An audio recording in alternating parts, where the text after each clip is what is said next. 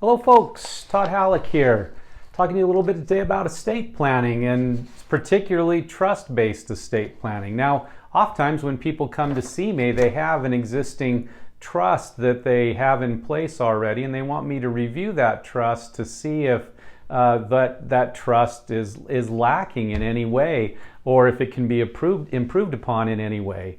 Well, what I use is a little checklist of about 30 some odd different items that I'm looking for as I go through a person's estate plan. And I thought over these next several weeks we can be looking at some of those different areas that we'll look at in an estate plan to determine whether it's a good estate plan or whether it could be improved upon or whether it needs to be changed. And today I wanted to focus on the name of the trust. Now, this is a crucial part of your estate plan. If you have a trust, deciding what you're going to name that trust and then making sure the assets are titled properly in the name of that trust is crucial. And there's usually going to be three components to that name.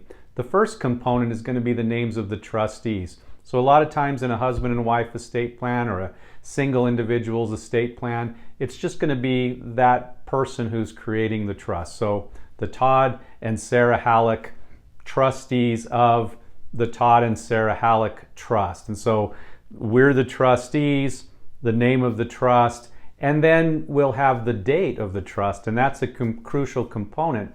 In some places, if you put together a deed and try to record that deed and you've only listed the Todd and Sarah Trust and haven't said the date of that trust, they'll reject the deed. So it's important to have all three of those components. Now, it's not a problem necessarily if you abbreviate that name sometimes, if space doesn't allow or things of that nature, but when you're titling documents, you want to make sure that that name is accurate and that it will be easy to tell that that asset is owned by that trust.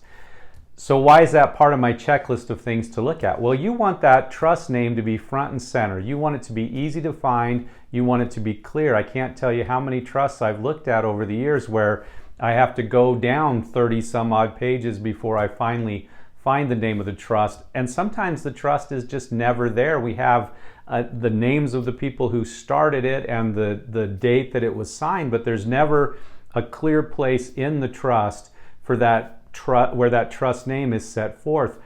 My recommendation is always that that trust name be front and center, page 1 of the trust, that it's clear, that there's no question this is what you need to title it. So when I'm doing my trust review for you, the first thing I'm going to look at is where's the name of your trust? Is it easy to find? Is it clear what that name is? And is it going to be useful going forward? So that's the first thing I'm looking for. What's in a name? Everything when it comes to trust-based planning. I hope that's been helpful to you. Take care. Talk to you again soon.